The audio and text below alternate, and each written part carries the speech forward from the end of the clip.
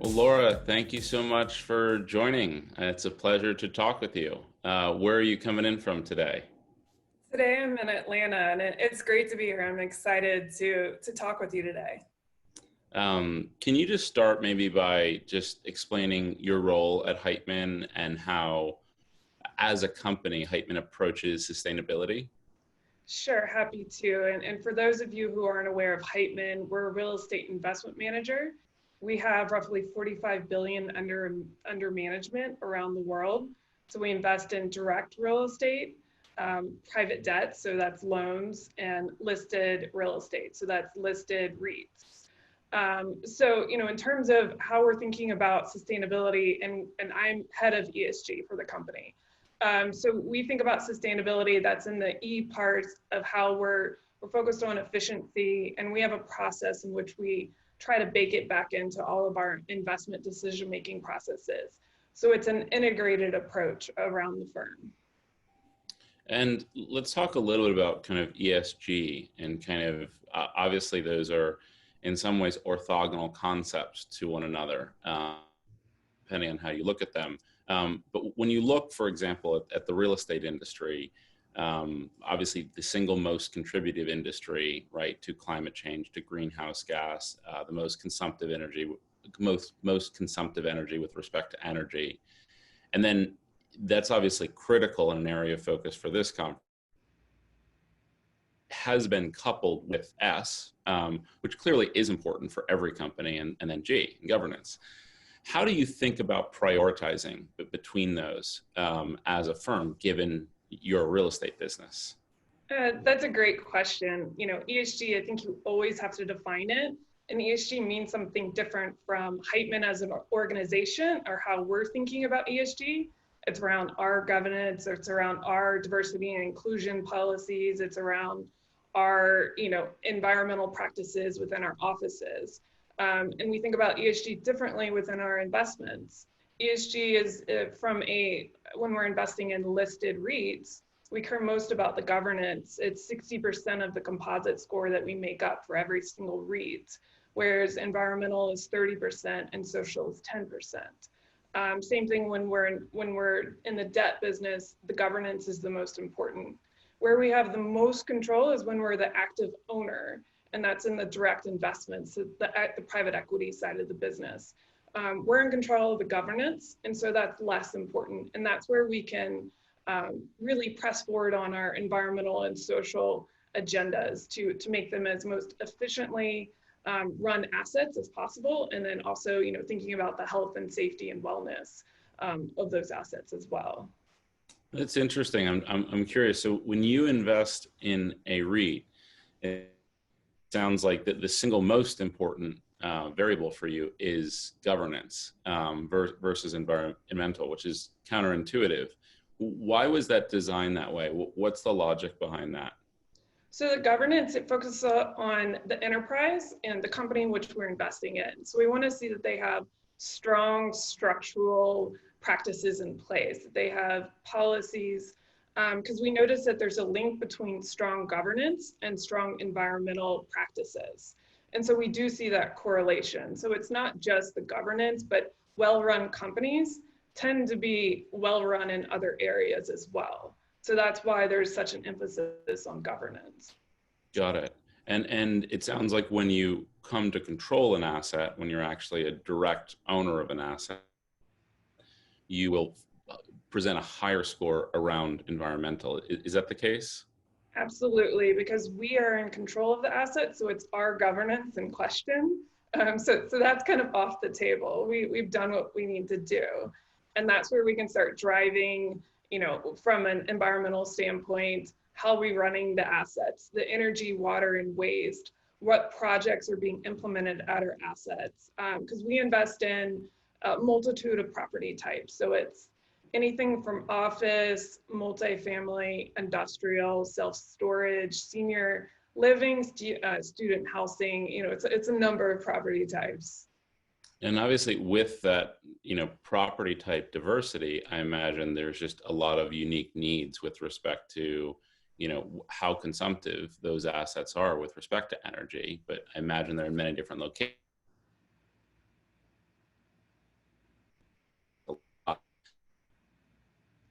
about kind of this imperative, right, for the real estate industry to get to net zero.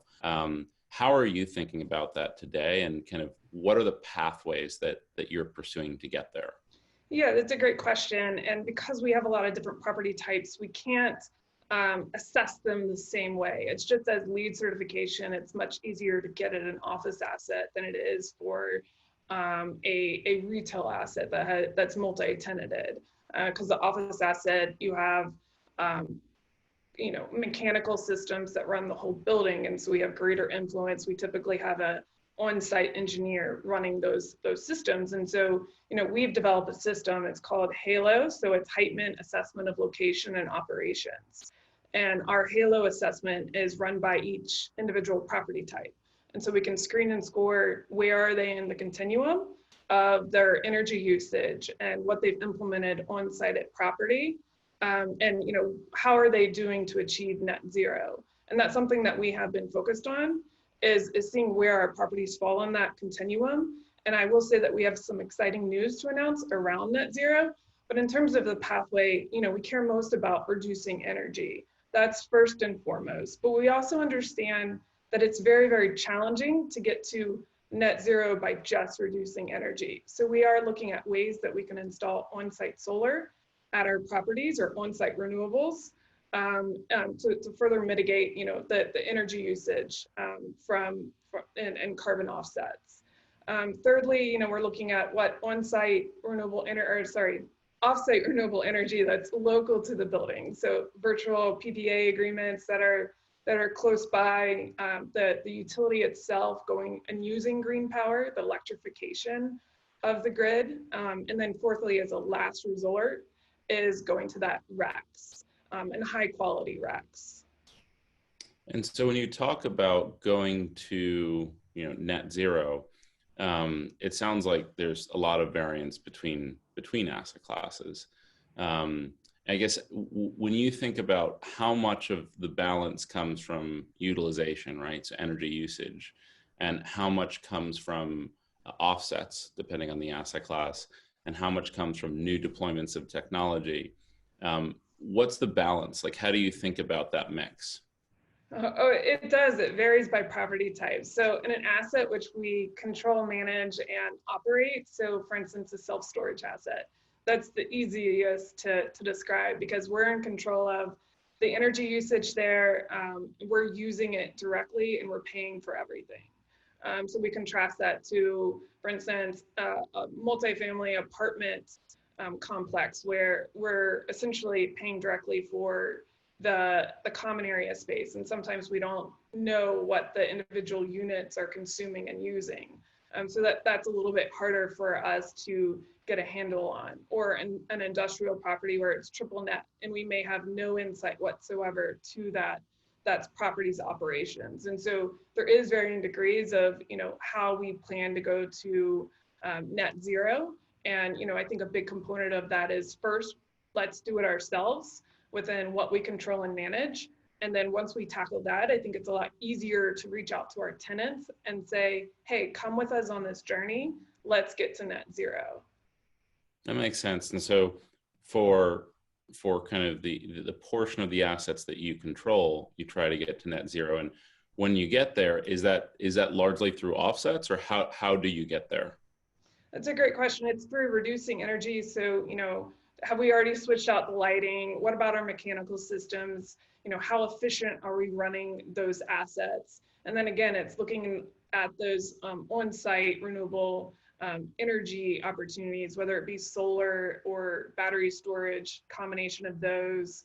And where that doesn't pencil, then it's looking at, again, that the offsites that are the green power that we can buy to supply it. So unfortunately, it's not 100% from reducing energy and not 100% from on-site renewables.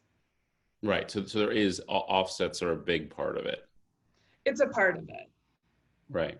And what part of it is technology, right? So new deployments of technology or new investments in technology, and which technologies do you think are particularly compelling to, reduce the amount that, for example, the real estate industry is relying on offsets today? I think it's working with our on-site mechanical engineers and making sure that we have great updated BAS systems, that we're monitoring when the building comes online and comes offline. If we think about sustainability, the main behaviors that contribute to lowering consumption is around changing your behaviors or changing when the building comes on or offline. So we do look at that. We're very conscious of when are the systems being used, and are they being used in the most appropriate manner. That's where you can see the greatest amount of savings. Got it. And how do you think about the role that tenants play in working with you to reduce their own energy consumption, and what incentives can you provide for tenants? That's a great question too. We have over 1,000, it's probably 1,200 properties under management. So it makes it really challenging when we have multi-tenanted assets, times 1,200, it's a lot of outreach. But as much as we can, we are engaging with tenants, and where we have practices in place, and we're encouraging our property managers, and we track it to see what kind of environmental education and efficiency measures that our property managers are relaying back to tenants, because we are not vertically integrated. So Heitman as a company, we're outsourcing, we're hiring third-party property managers, and they are the ones that are engaging the most with our tenants. But we do look to hire property managers that are strong in that, because that's like a big component. It's not just about managing the common areas, it's about a whole, the whole ecosystem of the asset itself. And so you need strong on-site management that has good relationships with tenants, that can encourage practices of lowering energy consumption and going to net zero. And you mentioned that there was news. Can you kind of allude to what that news is around net zero, or kind of what your target is? Sure, I can say that we have a date. We're planning to announce it in roughly a month, so I can't give too much away, but we're pretty excited about it. I think one of the hardest things from a manager like us is assessing the magnitude of energy usage.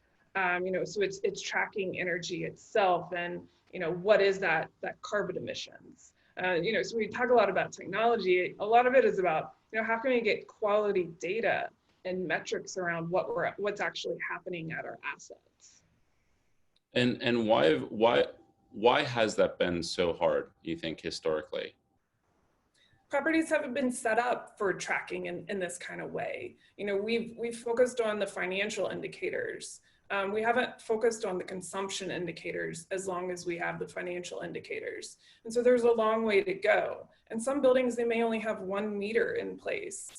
So there's a lot of installation of sub-meters so we can understand the space. That's apartment properties can have hundreds of meters. So that's a lot of data to aggregate and a lot of data to wade through.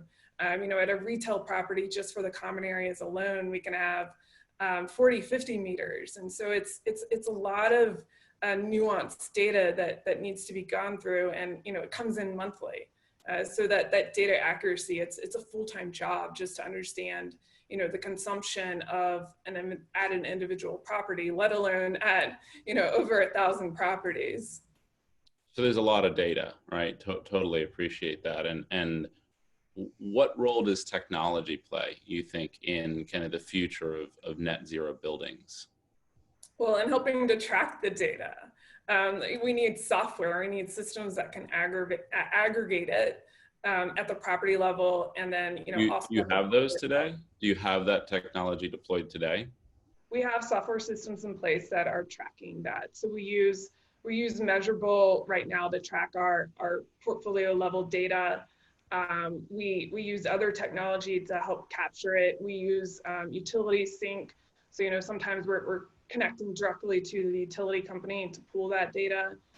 So there are a number of technology companies that we use to help track that. We couldn't do it alone. And so that's obviously on the tracking, reporting, and monitoring side. And then what about on the usage side? Have you deployed kind of smart building technology or systems technology that enables you to better control both at the owner level, but also at the tenant level, recommendations around how to reduce energy?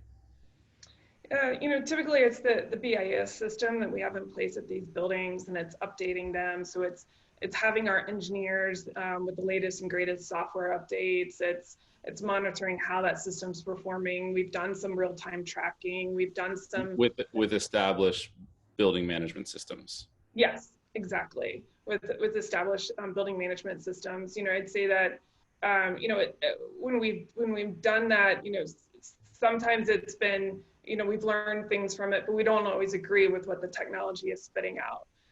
Because there's real-time things that are going on. You may have lawyers that are working on the weekends, and the smart system is saying, why is the property operating on a Saturday? And it's because you have people in the space that need to use this space. So there's still a need for humans to look at that technology and understand what it's suggesting.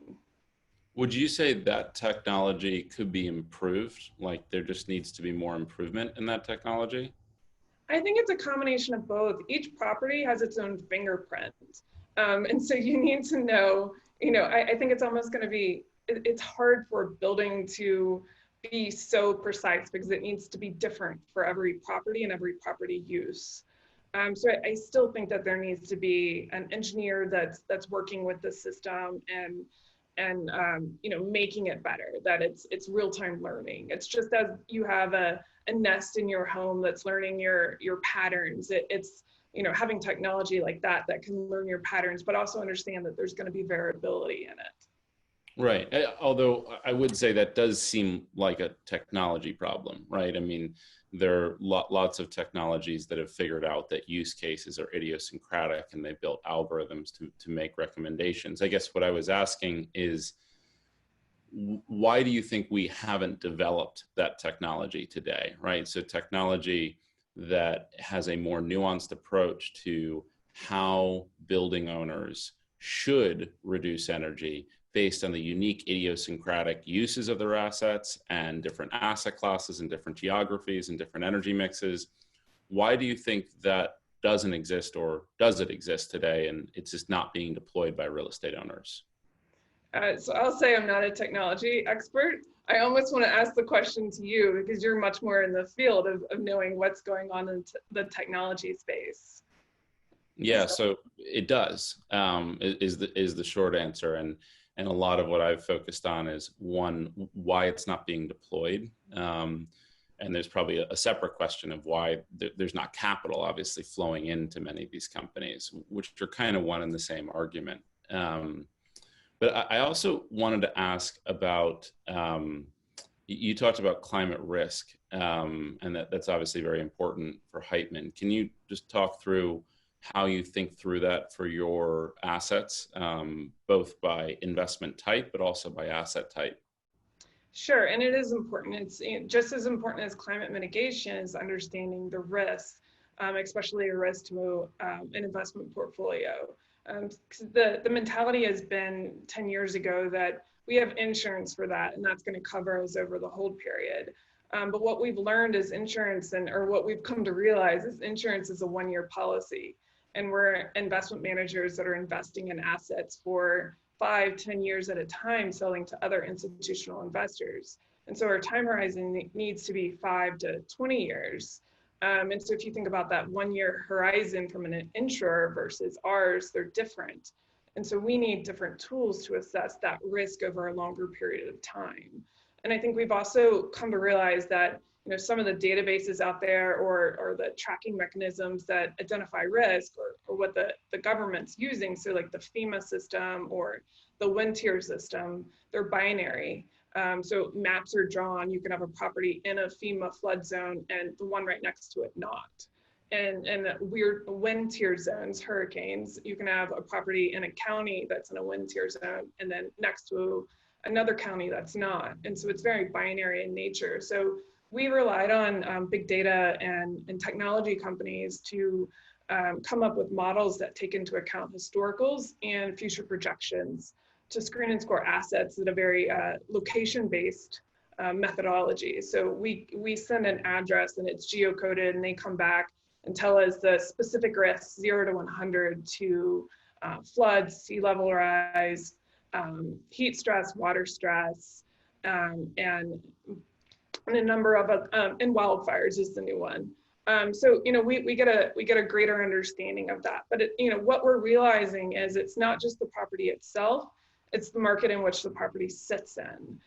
So we've partnered with ULI because we wanted to understand what are the methodologies used by other investors and investment managers to assess this level of risk. And so we put out a report last year that was focused mainly on the property risk. And this year we're pushing forward, and we'll be releasing a new report in the next month that's focused on how investors are assessing markets for market risk and resiliency. Because you could have a property that's in a market that has risk, but the property itself doesn't have risk. So essentially, we've actually seen this where the property doesn't have sea level rise risk, but the properties around it does. And so, the model showed over time this property could be an island. So, if you're just looking at the property, you're going to miss that market level impact to the property.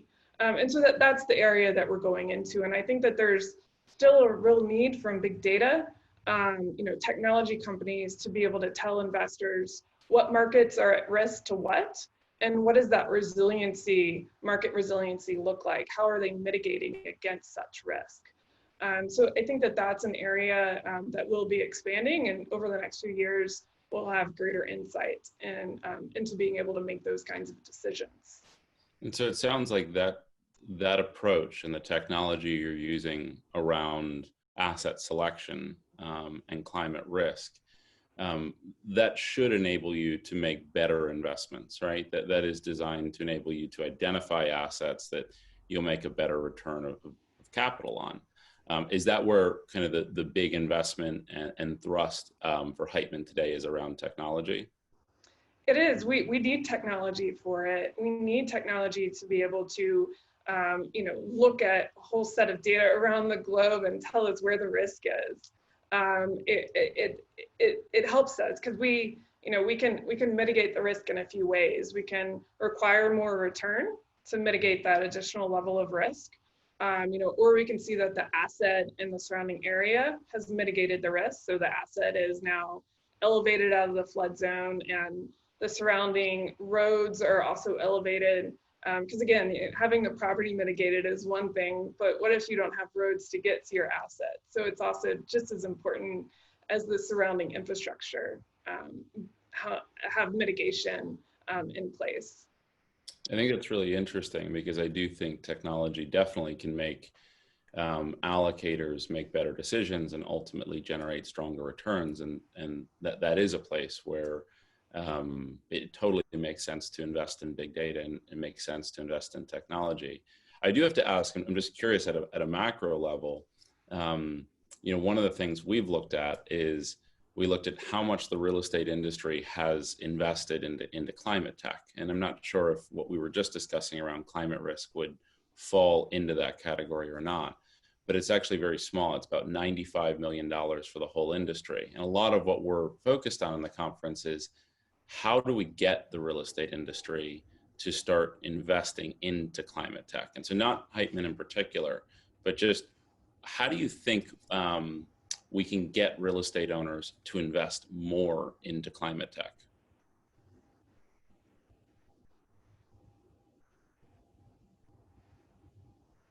I think it's around finding those companies that are providing that service. So I know, for instance, we use 427. We love them. They're a great technology company. We support them. They were just bought or acquired by Moody's in the past year. So that was tremendous.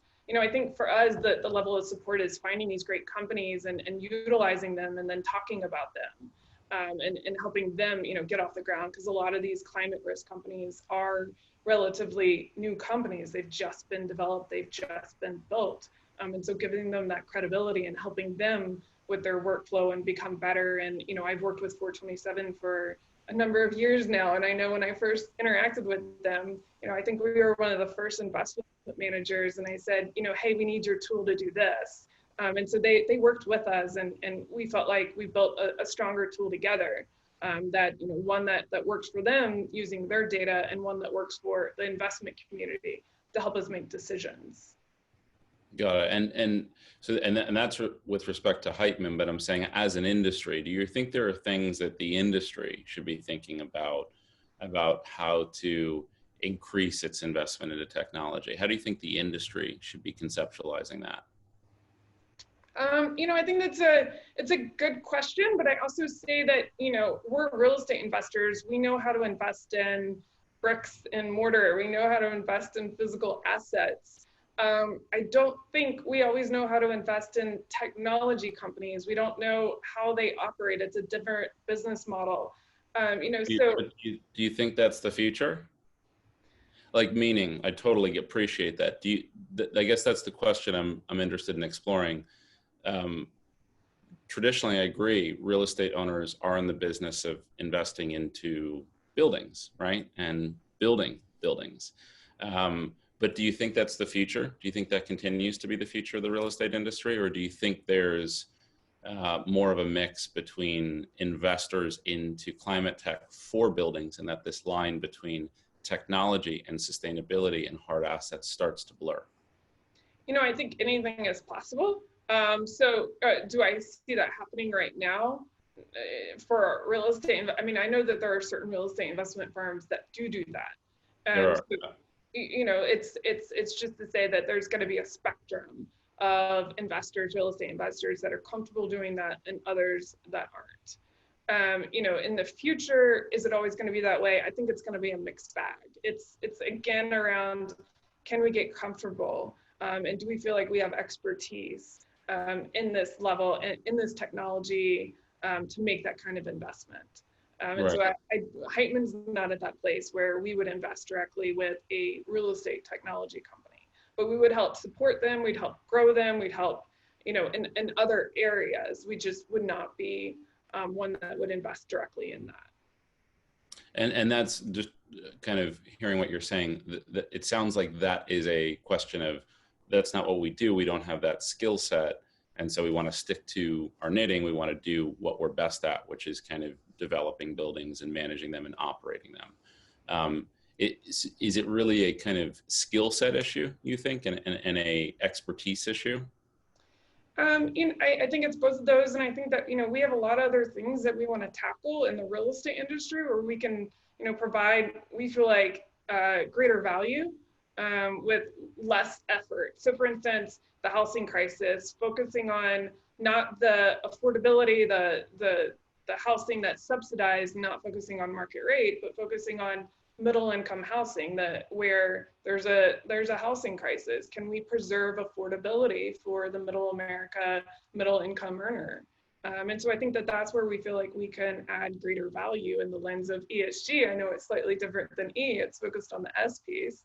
But again, it's these, and I think they get categorized together because, you have your financial data, and ESG is essentially non-financial data that's important.